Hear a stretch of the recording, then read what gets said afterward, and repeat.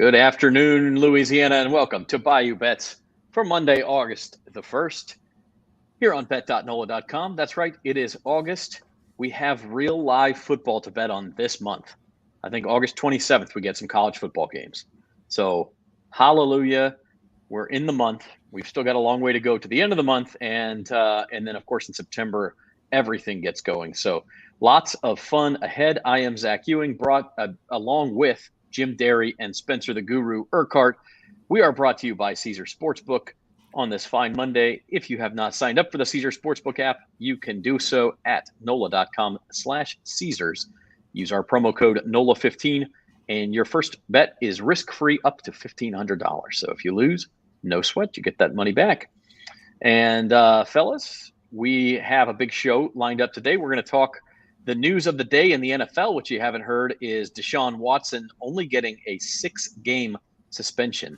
So the Cleveland Browns will be with their star quarterback starting in week 7, and they will have him, assuming he's healthy, on Christmas Eve when they play the Saints. We'll talk about that. We're also going to bring in Tony Cordasco, who is a radio analyst for the Las Vegas Raiders, as we wrap up our AFC West previews. And then sort of some wild, wacky odds movements in baseball as the trade deadline approaches. So lots to get to today. Well, and Debo signed a 3-year deal. Uncle Big Nick's happy. we gotta have our UBN input there. But guys, let's talk to Deshaun Watson. I think first and foremost, Jim, your reaction that he only gets 6 games. First off, talking to Adam Chernoff this morning, we're doing our NFL previews, continuing on NFC West this week, by the way. He says that that's not an official suspension number yet, that's more of a guideline and it can be changed. And I just getting the sense by what I see and read and hear, I think the NFL's kind of letting this float out there to see what kind of backlash they're going to get. If they don't get a huge backlash, then it'll stay 6 games. If they do, I think that it could still end up being more than that.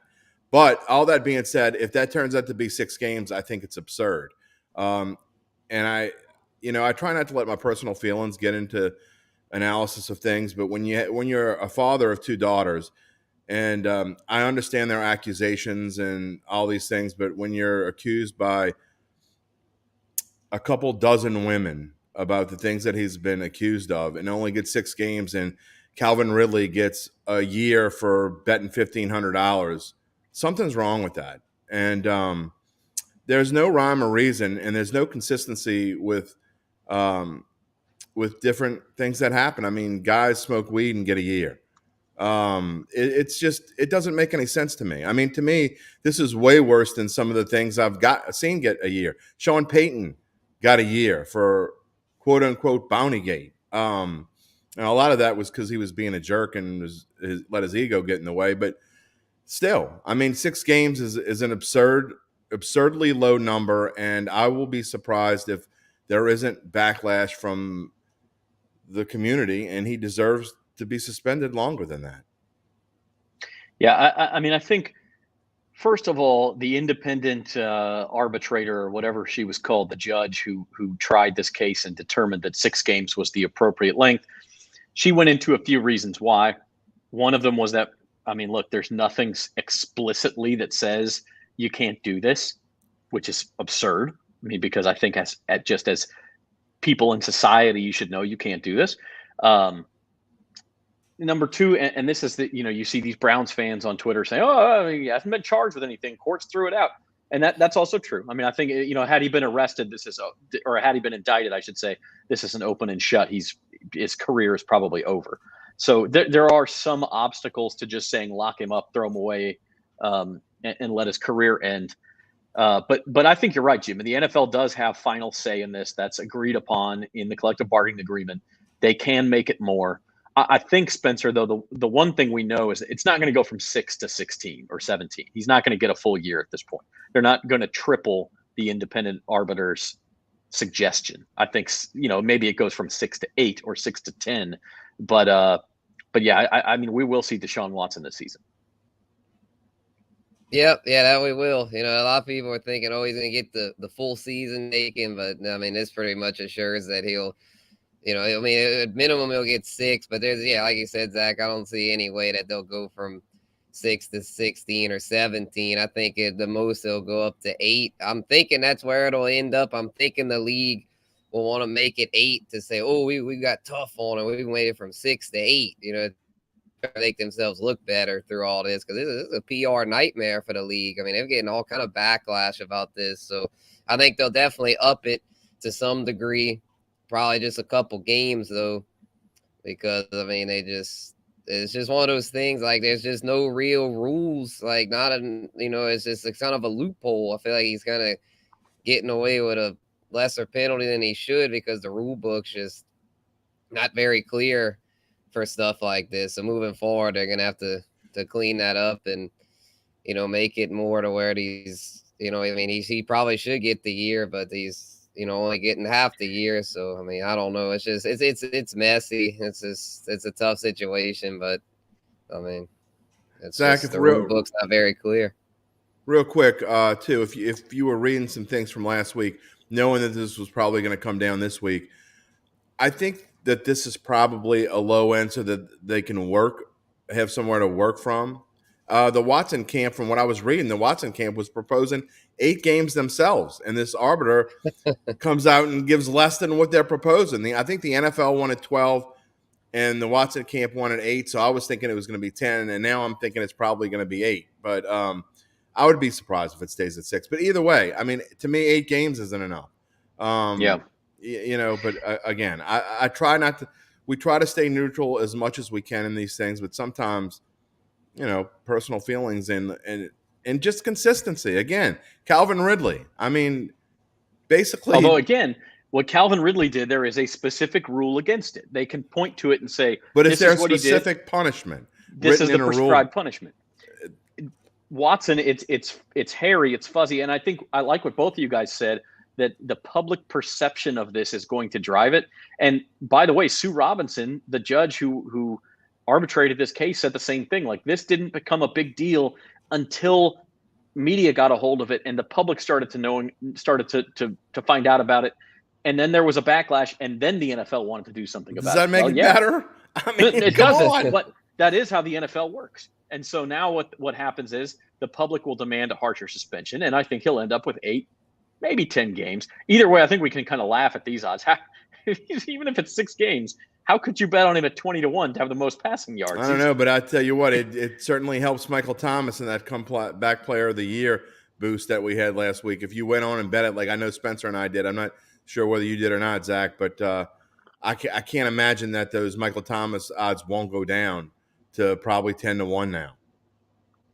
Yeah, it was 12-1 before our Bet.NOLA boost. At 15-1. So I think Zach froze up for a second, Spencer. But I mean, what do you think about that? I mean, you and I both made that bet. We loved it. We loved it at 15-1. I think if it's 12-1 now with this news, I almost think that you got to go jump on it if it's still on the board. I mean, I haven't looked. Yeah, the funny thing is his teammate might be his biggest competition, Jameis Winston. And I feel like they're probably both good values there. I'd probably put a little something on both, kind of diversify your portfolio there, put a little something on both. And if the Saints have a big year and one of them gets it done, you'll still profit pretty nicely. Zach, you back? I am back. I think I'm worse plugged in than I am on Wi-Fi somehow. Yeah, sometimes I think I am too. Not great. As I was trying to say, we are continuing our preview of the NFL division by division. Today we wrap up the AFC West. We will be joined by radio analyst for the Raiders, Tony Cordasco, here in just a couple of minutes. And first off, a couple of pieces of Saints news, and Jerry brought one of them up in the comments, saying the Alvin Kamara hearing delayed for 60 more days. I mean, it's looking more and more like Alvin Kamara is not going to be suspended this year. That's almost a fait accompli. Duncan and I talked about this in Datitude. He was fairly certain that it probably wouldn't come down. The suspension wouldn't come down this year, and I think now it's almost done. I mean, I think it's a fait accompli now. I think the suspension will not happen this year. They're going to go through, unless there's a settlement before the season's over and it becomes public. I don't see any way that the Alvin Kamara suspension happens this year. So remember Deshaun Watson, though, when we talk about this next time about this year. Yeah, people thought Alvin Kamara would get 6 games again. And Nick, this is one side of it too. Find the evidence. Well, the evidence is that there were 32 women who said that he did this. And I guarantee that is not hardcore in court evidence you can use. It's also not hearsay. They're firsthand witnesses. But you don't get 32 women claiming something and none of it's true. If Kamara does get indicted, then the NFL again has something concrete to point to punish him. They don't have that with Deshaun Watson. So that's how it goes. All right. With that said, here on Bayou Bets for Monday, August the 1st, we'll bring in Tony Cordasco. He's a CBS analyst and radio contributor for the Las Vegas Raiders. Tony, how are you today? Terrific. How's it going, guys? It's going fantastic. It is hot down here. I'm sure it's hot out in Vegas, although it's completely different. A little humid today, like 60, 70%. Wow. It's monsoon season here, so it's been a little damp, let's say. All right. I think we might be having some slight connection problems with Tony, unless that's me again, guys. I'm glad we didn't have that dampness when we were out there a couple months ago, Zach. Yeah, no doubt. Well, we had windiness is what we had for the draft. Tony, let's get your take on the Deshaun Watson situation. What was your reaction to a proposed 6-game suspension? My reaction is, when the NFLPA comes out the night before and says whatever the punishment will be, we're not going to appeal it. That's when I knew that there were some shenanigans, if you will, going on. And then, again, 6 games, the suspension. And this was, to me, it seems a little foul, to be honest with you.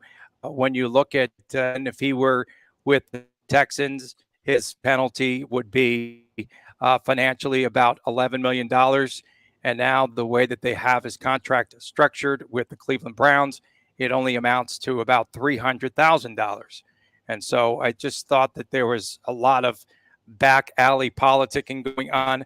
And you have to feel that it just wasn't the right punishment, if you will, for the crime. Yeah, certainly doesn't feel like that. And the upshot of it is that the Cleveland Browns will get a star quarterback back, at least for the last half of the season, it looks like. And the team you cover, Tony, the Las Vegas Raiders, could very well find themselves in a wild card race with the Cleveland Browns at that point. So let's talk about the Raiders a little bit. They have kind of been one of the darlings of bettors. We'll bring up the AFC West odds here in a couple of minutes. But the Raiders made the playoffs last year, obviously very dramatically on the last night of the season. And I think people forget, damn near beat the Cincinnati Bengals in that wild card game, and then the Bengals go on to the Super Bowl. So what is the level of optimism around the Raiders this preseason? They're pretty optimistic. I will say that I feel as though this is going to be a more professional organization, if you will. Josh McDaniels, a no-nonsense coach, trying to clean up a lot of things on the field. The Raiders, as we know, are one of the most penalized teams in the National Football League. All these mental errors. We've heard about accountability. I saw it for myself here at Raiders practice the last couple of weeks. If you make a mistake like Derek Carr, Dylan Parham on an exchange, they have to run a lap now. And everyone is starting to buy into what the coach says. Lester Cotton, the guard, he all said, Coach, I'm tired. I don't want to run any more laps. Understand that they do need to be accountable. They understand they have to clean things up. Derek Carr says he has a chip on his shoulder currently. That is, I think, the impression that I'm getting. Offensively, I think they're going to be good. Defense, a lot of holes. Offensive line, still a lot of holes for this team. And I think a lot of that optimism stems now from the arrival of Devontae Adams. And everyone's asking me, will he be able to have another record-breaking season? And I say still, even with all the talent around him, I think that he can. And I have a few reasons for that. Number one, he's going to be playing 10 of his 17 games indoors and not on the frozen tundra, guys. So he's going to be able, I think, to play indoors where there's no weather conditions. And then I think a lot of targets. We know once Derek Carr starts to hone in on someone offensively, as he did with Darren Waller repeatedly the last couple of seasons. I think it was something like 238 targets for Waller. Well, Adams will get a ton of targets, and I think, he's going to do well. You also have Hunter Renfrow, really big. We call him the slot machine here because he plays in the slot and he's really effective. The rest of that team, I think, is pretty good offensively. Josh Jacobs, in the backfield. Darren Waller, of course, there at the tight end position. Demarcus Robinson, he looks pretty good in camp. I think they're going to be pretty good offensively. Offensive line, a lot of question marks, though, still remain there. Tony, Jim Derry here. You talk about the offensive line, a question mark, and to me, that's the only thing that can hold this team back because of the skill positions. The Raiders are almost as good as anyone. And you go into the season and talking with our pro handicapping expert, Adam Chernoff, who's helping us with our day-to-day NFL team previews, he says one of his best bets of the entire preseason is that the Raiders could have the most offensive yards at 20-1, which I think is a crazy number because I think that is a great bet, 20-1, that the Raiders end up having the best offense in the NFL. It's certainly possible, don't you think? Yeah, it's absolutely possible. I have to agree with you there. I think that's a pretty good bet. And a lot of what they're doing, again, the quick release of Derek Carr, he'll be on a much shorter leash, I think, this upcoming season. Denzel Good, he retired unexpectedly, messed up their offensive line rotation, been platooning with Brandon Parker at right tackle. Colton Miller will play at the left tackle. The guard on the right side looks like Lester Cotton Jr. Left side guard will be John Simpson, and the center will be Andre James. And I think they just need to hold it together, but there's not a ton of depth there either. Alex Leatherwood, really interesting. He started at right tackle last season, and last week, I should say, he was running with the third string team, and he seemed a little bit perturbed, was with getting reps with the second and third teams there on the field. And I think he's now a non-factor with this Raiders offense. Gotcha. Yeah. Tony, I had a question for you. As I'm a fantasy football enthusiast, so I was wanting to get your take on the backfield situation. I know Josh Jacobs has been the workhorse the past couple of years, but with Josh McDaniels there, do you think it'll still mainly be Jacobs, or do you think he'll employ more of a committee approach with Drake and the rookie Zamir White? Yeah, well, Zamir White finally got back on the practice field at the end of last week, and so he's starting to get some repetitions, the rookie out of the University of Georgia. And Josh Jacobs, I think it's a durability factor with him. I think that he has to stay healthy. He's been injury prone. He's not a real strong or real physical type of a running back. And I think if they're going to be successful, he's got to lead the team in yardage. I think out of the backfield, Kenyon Drake now seems to be back. He had the foot injury last season. He seems to be back close to 100%. I like the things that he could do with catching the football out of the backfield. And I just think, again, I think that there will be a lot more disciplined approach to this offense. I think Derek Carr last year, let's face it, guys, he was audibleizing into garbage plays. I mean, you have like a 3rd and 15, and he audibleizes into a little swing pass where they lose 2 yards. And I don't think that's going to happen, not on Josh McDaniels' watch this upcoming season. Tony, you talk about Josh McDaniels and the accountability that he expects from his players and the Patriot way that he learned from Bill Belichick. Other than, running laps, and you talk about Derek Carr, I mean, what other impacts do you think that Josh McDaniels is going to have on this team? Because if they can cut the penalties down in half and be in the middle of the pack, I mean, I don't know where this team could go. I don't know what the ceiling is for this team, but just the impact that he's had on them thus far. Thus far, I think he's had a really strong and solid impact. We were going out on the practice field last week, and we could hear him yelling in the locker room. And I don't know who it was addressed to, what happened, why he was yelling, or at whom. But again, I think he's making a statement that he is in charge of this team. And now you have players that are literally starting to buy in, understand what he expects, some good competitions. He felt that by having a lot of competitions on the field, it would make this team a lot better. They've had a rash of injuries, especially defensively. I still think that there's a major hole at defensive tackle, and I don't know how they're going to fill it. We've got Max Crosby here, and we have Chandler Jones as the defensive ends. Not much behind them. They're going to be playing perhaps the 3-4 defense this upcoming season, and they'll do a lot of things, move the linebackers. One of the biggest surprises, I might add, too, at linebacker is the second-year linebacker, Divine Diablo. He's long, tall, rangy, and he's been covering a lot of ground, and I really am impressed with the way that he's been playing through the first few days. And now we'll get a chance perhaps to see him on the field a bunch in Thursday night's Hall of Fame game against Jacksonville. Real quick before Zach jumps in, I got one quick one for you. You know, Josh McDaniels and Dennis Allen obviously have a lot in common. Dennis Allen, former Raiders coach, Josh McDaniels coach the Broncos before he went. They both went and became assistants for potential Hall of Fame. One's a surefire Hall of Fame coach, another potential Hall of Fame coach. What do you think of Dennis Allen and his chances from what he learned with the Raiders before? How much do you think that's going to make him better going forward for the Saints?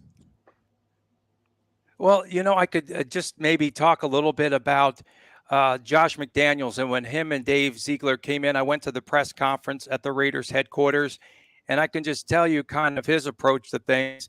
He said that he was very stubborn his first go round, and Josh McDaniels said he learned a lot about getting more more influence from his assistant coaches, listening a lot more, learning more, do everything himself and his own way.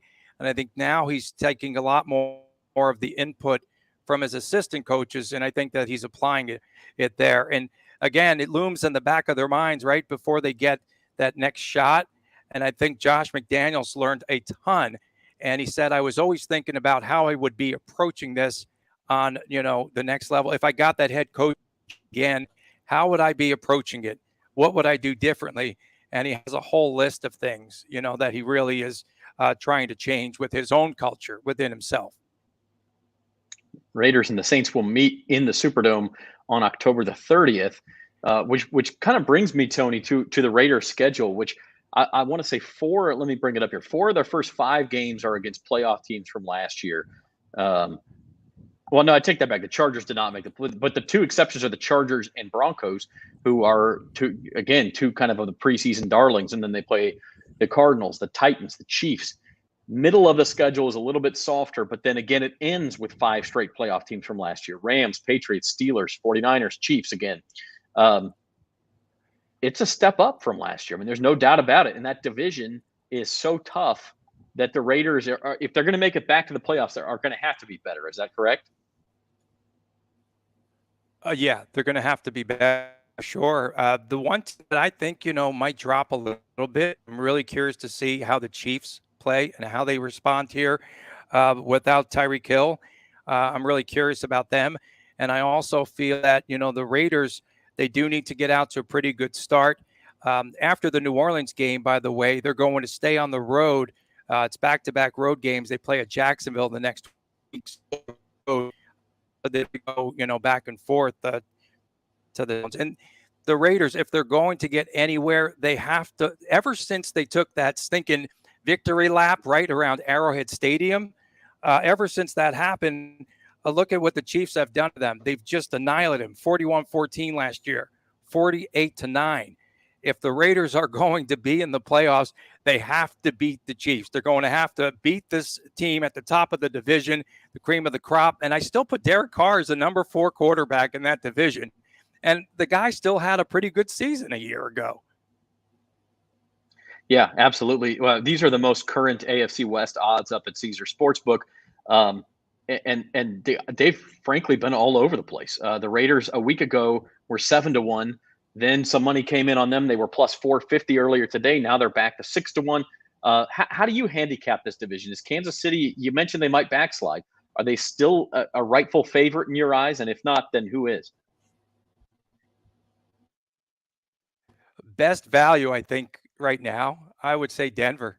And Chiefs, I was looking at their schedule earlier, and it's pretty tough. I mean, they open with Arizona. They play Texas and Jacksonville. Those are the only easy ones. Week number 4, they play at Tampa. They play the Bills again. They play at the Bengals. Yeah, this is going to be a tough. And last year, I think they opened up. Their over-under, their total was at 12, and now it's 10.5 this year. So funny because Chiefs are 10.5, right? Chargers are 10. You've got Denver over-under of 10. I mean, 10 is going to be the magic number, I think, there in the AFC West. And then I can't wait to bet on the totals on the overs in these games within the AFC West, within the division, right? I think it's going to be pretty interesting. But I'm going to watch out for Denver. I really will. And I think the Chiefs have a pretty tough schedule, particularly early on in the season. And they're playing every one of these teams now plays against the NFC West. And so, you have the Rams, I think, could be a real difficult game.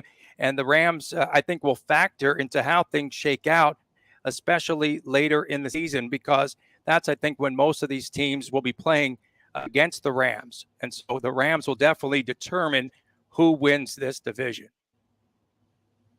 Yeah, and you're not alone. A lot of money coming in on Denver. Tony, before we let you go, your thoughts on the Super Bowl as we look at those odds. The Bills, a lot of steam coming in on them, down to 6-1 to win the Super Bowl. Any values stick out to you on this board? You mentioned the Broncos win the division. Do you like them at 16-1 also to go all the way? I don't know about that. I think they could beat each other up here within this division here in the AFC West, but the Rams at plus 1,200. I think there's some good value there. And then I don't know. Let's see if the Bengals were a one-hit wonder coming out of it again for this season out of the AFC. The AFC, I think, is just going to be a logjam. Would not be surprised to see someone just come out of the clouds and win it there in the AFC. But I think the Rams definitely have the potential to repeat. Very good. Well, Tony Cordasco, who is an Odyssey, am I saying that right? It sounds so much like Odyssey weekend host in Las Vegas and covers the Raiders for CBS Sports Radio there in Las Vegas. We appreciate it, Tony, and maybe we'll have you back on for Raider Saints week. Can't wait. Thanks a lot, Zach, Jim, Spencer. Appreciate you guys. Take care. Thanks, Tony. Thank you, Tony. That was Tony Cordasco. That was great from a radio analyst covering the Raiders in Las Vegas. He likes the Broncos. I don't like them at that price. I think they've been bet way too much. Under 3-1, I wouldn't touch them. Although he does bring up a good point that you brought up, Jim, last week as we preview the AFC West. If you do like the Chiefs, you could take a little gamble and bet them in week 5 when maybe they're 2-2. And instead of at plus 175, you're going to get them at plus 300 to win that division. Yeah, I'm waiting because I do agree that Denver could get off to a semi-hot start because they have a schedule that they could start out 2-0 easily, and people are going to be jumping all over them. The Chargers have some easier games in the early part of the schedule. So, yeah, if you like the Chiefs, sit around and wait because and I like the Chiefs. So I will be sitting around and waiting, and I will be putting money on the Chiefs probably in mid to late September. So I don't like the Broncos at all. I got to be honest. I think they finished 4th in this division again. I wouldn't touch them with a stick. I love Russell Wilson. Don't get me wrong. I think they have great receivers, and they have a decent running game. But I don't trust them. I think they need a year to grow together and figure things out because I do think that this is the toughest division in football. And there are a few tough ones. This is the toughest one of them all, I think. And it's possible, too, that Russell Wilson's, Spencer, that his best days are behind him.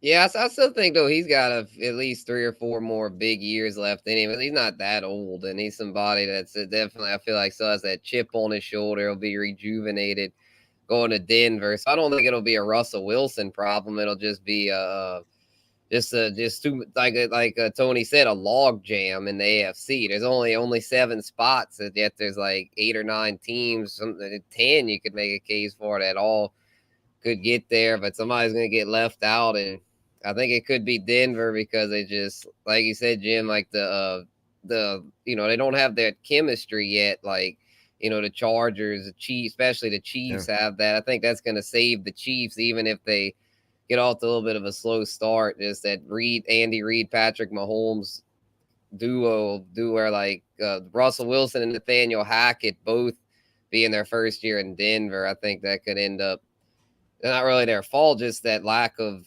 being around each other all those years. Russell Wilson, the only coach he's ever known is Pete Carroll. I think the AFC West act is going to be, and I know we're not ready to segue to this, so I wish I could have saved it, but the AFC West to me is a lot like the American League East. I think that you have 4 teams that all could make the playoffs. Here we sit on August 1st, and you still have all 4 teams in the AL East that have a chance to make the playoffs. I think we're going to be at Thanksgiving or early December, and all 4 teams in the AFC West could still be in contention to make the playoffs. So it's going to be a fun division to watch for sure. I'm not usually an AFC guy, but I will be this year because I think that the AFC is going to be, frankly, more fun than the NFC. Oh, yeah, a lot more quarterbacks, a lot more fun. Just to be clear, Mark, we are not picking Denver to win that. I don't think any of us like Denver to win that division. So Tony mentioned them. Yeah, but that is not what we're saying. I actually think there's value, and I said this last week. I think there's value on the Denver under. I think they have set that record way too high at 10. And I think there's value on the under, something that I may end up playing. Yeah, I actually recently played Denver's under as well as Denver to not make the playoffs just because I just don't like both of those. The division. Yep. And I think part of that, too, is you mentioned it. There's 9 or 10 viable playoff teams, Spencer, in the AFC. Last year, the Ravens didn't get in. The Colts didn't get in. And the other team that we haven't previewed yet out of the AFC West, the Chargers didn't get in. So let's take a look at them because I think we got through the Chiefs, Raiders, and Broncos last week in our AFC West previews, finishing up with the team that, Jim, you posted our win total video Friday morning, and Spencer on Friday afternoon did the fantasy preview for the Chargers. There is just a ton of buzz around the other LA team here. The Rams won the Super Bowl last year. Now, all of a sudden, look at some of these numbers. I mean, only 8-1 to win the AFC. That's an outdated number to win the AFC West. It's plus 225 now, but still a low price. Minus 170 to make the playoffs. And the over 10 wins is juiced, Jim. I mean, like people are expecting a lot from the LA Chargers. You cannot bet on the over win total. There are only 2 things of any value whatsoever. I'm not saying that I'm 100% sure the Chargers aren't going to win 10 games, and I'm not saying I'm 100% sure they're not going to make the playoffs. But the only values on this board are under win total 10, make the playoffs no at plus 145, because I think it's 50-50 whether they make the playoffs or not. It wouldn't surprise me if they make the playoffs, but it wouldn't surprise me if they don't either. So I think that there's value at plus 145 to not make the playoffs. I understand Justin Herbert is climbing into that elite level. Mike Williams just got a nice big fat contract. But Mike Williams and Keenan Allen are both injury risk. We've seen Austin Eckler be an injury risk. I'm not sure that he's ready to take the full load on there. So I worry about their offense, even with some of the great talent they have. And I don't think we're quite ready for the Brandon Staley conversation yet, but I am not a fan of Brandon Staley whatsoever. So, again, the only values for me with the Chargers come on the negative side. We will save the Brandon Staley conversation for his first crazy off-the-wall decision in the regular season. Spencer, from a fantasy perspective, let me try that again. I know you really like Justin Herbert, have him as your number 1 overall quarterback. Yeah, I really do like him. I think from a value perspective, I mean, Josh Allen, I still think is going to have a little bit better numbers because of his rushing, but you can get Herbert at better value. Allen, you got to take him in the 2nd or 3rd round. Herbert, you can usually get in the 4th, sometimes even the 5th round. So I'll give me that all day because I'm all in with the Chargers. I like them for fantasy and in real life because of the additions they made to their defense with J.C. Jackson and Khalil Mack. I recently laid a little bit on Herbert to lead the league in passing yards as well as the Chargers to win the AFC West. That's a team that I'm really high on this year. I think after last year, that brutal ending, I think they're going to come out with a huge chip on their shoulder. Staley's I mean, if that doesn't teach him a lesson, I don't know what will. I think they're gonna learn and grow a lot from that bitter ending last year and take that next step this year. Might even I doubt they'll get the 1 seed because those AFC West teams will beat each other up. But I think they're a true Super Bowl contender. They're not the usual goofball Chargers. Spence, you know who else is on all over the Chargers and loves the Chargers? Drunk Joe and Aunt Mabel. All over the Chargers. The public loves them some Justin Herbert and the Chargers. And I know sometimes I overreact to fading the public, and I do it a little bit too much, but that's another reason why I just can't buy in. I hear you what you're saying, and I think if they stay injury free, I think you could be in there. But those numbers are just way too low to play. But again, I'm not saying to go and run out and bet against the Chargers. I'm just saying I don't think you can bet on them. Their numbers are too low unless you super love them like you do. But you're not alone.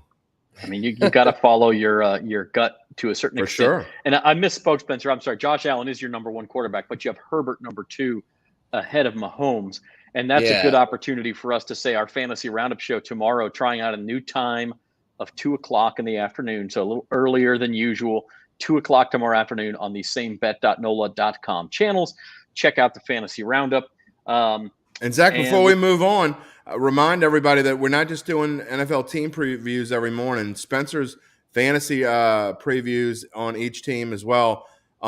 Whether I agree with them or not, I think they're wonderfully done, and I think that everyone should go take a look at them because I think it's obvious that Spencer's putting a lot of time into these things, and I got to admit he knows more about fantasy than I do. So I'm not, But that's a big admission coming from you. I'm proud of you. Appreciate that. Go take a look at them. They're certainly worth looking at.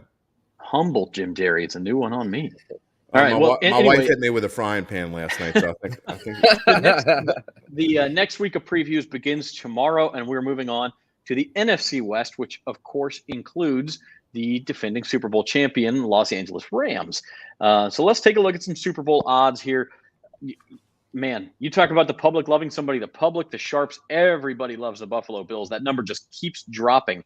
Now down to 6-1 at Caesars. Insane.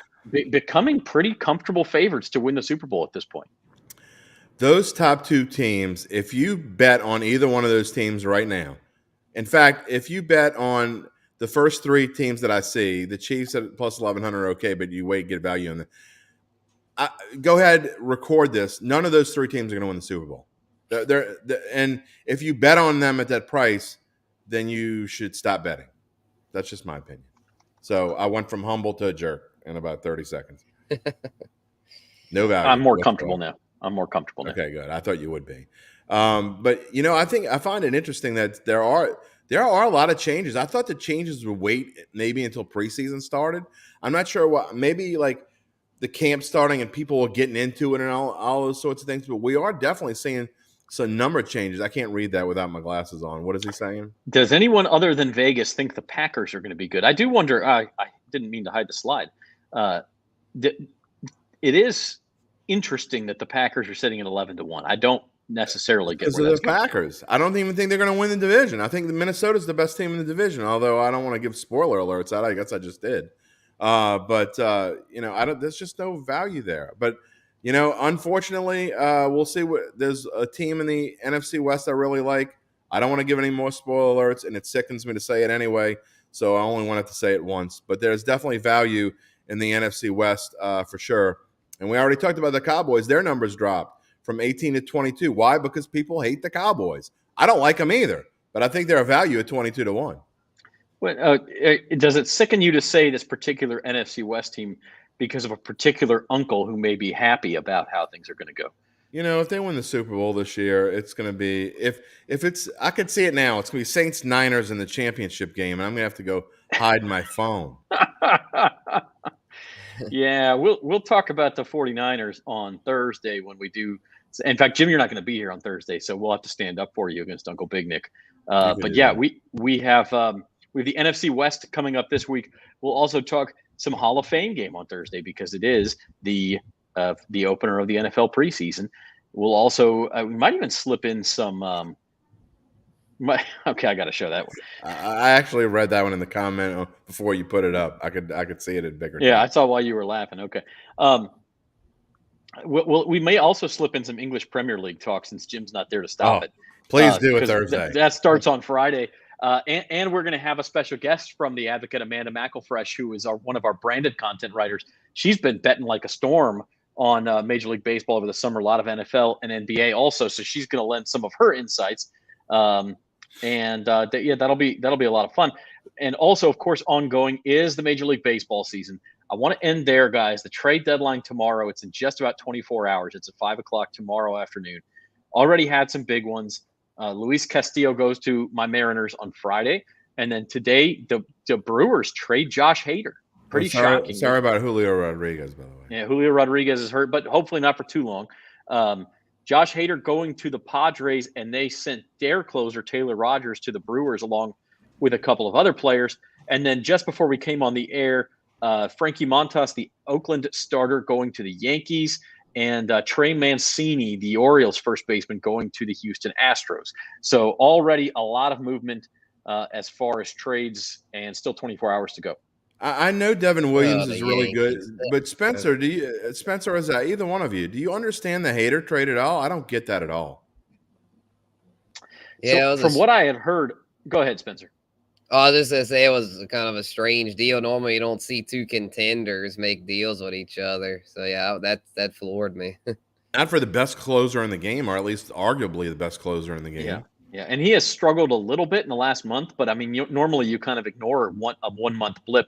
But what I had heard going back to last postseason is that Craig Counsell, the manager of the Brewers, and Josh Hader had butted heads a little bit over. Hader does not like to be used more than one inning.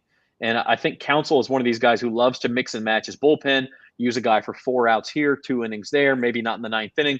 And that kind of rubbed Hader the wrong way. Not to mention that I think he's a free agent after next season. So, maybe the Brewers trying to maximize his value while they can. But one thing it did do, as we get the odds up here, is it flip-flop. This morning you had the Brewers at 20-1 and the Padres at 22-1. Now that the Padres have Hader, those two teams have flipped down there at the bottom of the board. Sorry, my daughter is back there playing something super loud. So if you hear that in the background, that's what I was trying to get turned down. But school starts in 8 days. Yeah. Baby. Oh my God! Thank God! Thank God! It can't days. start soon enough. We've kind of talked about the Braves the past couple of weeks, and I know their numbers kind of creeping up. And I guess if you want them, you better jump on them now. But I really think the Braves could be a value, and I don't like single-digit numbers, but man, 9-1 on the Braves, I kind of like that. And does this affect the Padres now? The Padres are a better team. I'm interested in Spencer's take from a fantasy perspective. What do you think Hader is gonna help? And with their rotation's decent enough, I mean, they might be a little bit more scary now. Yeah, definitely. Yeah, I think the best values on that board. I've been on the Blue Jays. I think you could still get them at a fairly decent price. Mentioned that in my MLB betting recap. But they've been trending up, and they're pitching. I mean, everyone talks about their lineup, but they're pitching with Alek Manoah and Kevin Gossman is legit. And it's kind of the same thing with the Padres. With Joe Musgrove and those guys, Yu Darvish. I mean, both of those teams. I mean, have a good blend of young talent and veterans. I would not be shocked if that ends up being our World Series matchup. I know everyone's talking about Yankees, Dodgers, and all blah, blah, blah, which I sure hope that's not it. But if it is, I mean, I'm just saying, though, from a value perspective, your play, because you're not going to get any value on the Yankees or Dodgers. And thank you, Uncle Big Nick. Keep that. Whatever you're going to buy for, whatever you're going to buy for Spencer, buy it for me in a XX. I'll take it. Yeah. All right. I will say, Spencer, if my team is not in the World Series, I'm one of the. I may be rare. I would love a Dodgers Yankees World Series. I think it would be fantastic drama. I would love a Dodgers Blue Jays World Series because I got futures on those two. If the Dodgers and the Yankees played in the World Series every year, that'd be one thing. But they have not met in the Fall Classic since 1981. So bring it on. It is interesting if you look at the top of this board. Just this morning, the Dodgers were at plus 300. Yankees were plus 375, I think. So they've gone back. Again, the Yankees traded for Frankie Montas. Maybe that's part of it. The Astros have continued to creep down now at plus 430. those are pretty clearly your three favorites. I'm with you. I like the Blue Jays team. The only thing about betting the Blue Jays is you have that sort of coin flip 3-game series round that they're going to have to get through because they will not have a bye like the top 4 teams there. So, and either the Mets or the Braves will as well. One team will win the division. Oh my God, Manoah is not hurt too bad. But yeah, I mean, so we'll see. But the Blue Jays do have the advantage. If they get the number 1 wild card, they get that 3-game set at home, and unvaccinated players can't go play in Toronto. I mean, we saw that with the Cardinals last week. The Mariners, if right now it would be Mariners Blue Jays. Robbie Ray, the Mariners number 2 starter, is not vaccinated, could not go to Toronto for that series. So that's an advantage for the Blue Jays that may or may not be factored into those odds. Can someone fire Justin Trudeau? That's a whole new story. Listen, that's a whole nother show, man. Yeah, that's definitely a different show. All right, one more. Let's circle back to the Saints before we go, because there's been quite a bit of news out of camp, and we talked about the Alvin Kamara news that more than likely he will not be suspended this year. Now, I think it'd be a surprise if he was. Yeah, and so the Saints can start to plan to have him all year, which I think is good news for the team. I mean, without even commenting on his legal situation. The other part of it is Paulson Adebo. And I think Jerry mentioned this in the comments earlier. Everyone's all over. Every beat reporter says this guy is taking a star turn. And the Saints, between him and Marshawn Lattimore, may have 2 legitimate shutdown cornerbacks. And in the NFL, look, if you've got that, you are ahead of the game. There's no question. And especially in the NFC South, I think Spencer would agree with, you look at who they're with Tampa Bay. I mean, obviously, you're not as worried about Atlanta and Carolina, but if you can find a way to win 2 against Tampa Bay again, then obviously that goes towards what we're talking about with the value of their division. And to me, I don't think corners get talked about enough. I mean, we know the Saints' defensive line is good, but if Adebo and Lattimore can both stay healthy and be shutdowns, and you have the Honey Badger back there, I mean, it's Gardner Johnson, who's been terrific. I didn't even talk about him. I mean, he'll be talking in Tom Brady's ear, I'm sure. And the Saints play Derek Carr, and they play a lot of other top-notch quarterbacks. So it's going to be if Paulson Adebo is, it's hard to get too fired up though after 4 or 5 days of camp. I mean, people are starting to crown him as a Pro Bowler already. So let's cool our jets a little bit with that. But hey, from what I saw from Paulson Adebo last year, I liked his progression through the season, and if he is up there and anywhere near Lattimore's standards, then Saints got themselves a good one. And of course, the flip side of that is every time you see the tweet come across with a headline that Adebo picked off Jameis Winston twice, there's the flip side of that is, well, why is Jameis throwing picks in the preseason? And so you can overreact to both of those things.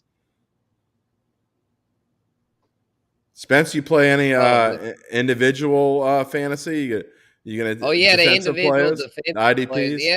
Yeah. I'm in a couple IDP leagues, and at the end, you're kind of like, I don't know who to pick with all these. So I actually have a Debo in there. I got a Debo, Peyton Turner. I've got a lot of the Anya Mata. I've got a Pete Werner, Demario Davis. I've got like half the Saints defense. So if it ends up as good as we're thinking, then I'll be pretty set in those leagues. And then with Jameis, I mean, it's good. I feel like it's good going against such a tough defense, or I hope that'll help him be more battle tested for the season. So we're going against our defense. It'll be like these other defenses don't seem too bad. Hopefully. Spencer and I will be back tomorrow for the fantasy roundup at 2:00 on these same channels. Jim, what you got going on Datitude this week?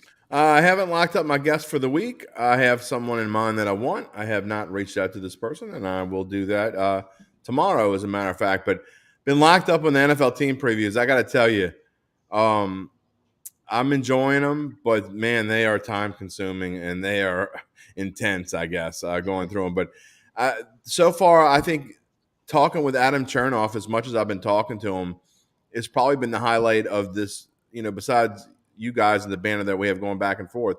But other than that, I think talking to Adam Chernoff, as much as I've been talking to him, it's kind of been the highlight of this first year, because picking the brain of this guy who is just, I'm telling you, he knows what he's doing, knows what he's talking about, and I truly listen to how he goes about and goes about making his picks. And it's been a blessing to have him on our shows, and for him to do all these things for us has been great. So anyone who hasn't checked out the previews, hey, even if you don't want to hear me talk, go to the last 2 minutes or so of the show and listen to Adam, because Adam will steer you in the right direction. He's going to make people some money. Made me some money in the Super Bowl, and I'm certain he's going to make me some money with these futures. Just hit that skip 15 button until Jim stops. Well, you got to skip a lot of it. You can just drag your finger because I talk too long. So, all right. So those are out every Tuesday through Friday. Again, this week is the AFC West or NFC West. NFC West. And then we'll go on to the AFC North next week. And again, we get the video, the win total prediction in the morning, followed in the afternoon by Spencer's fantasy predictions for that team. So all kinds of stuff going on at bet.nola.com. Keep it locked to us. We'll be back fantasy roundup tomorrow, Datitude Wednesday, and then another episode of Bayou Bets coming at 4:00 on Thursday. So for Spencer the Guru and Jim Derry, I'm Zach Ewing, and this has been Bayou Bets. Have a good one, everybody.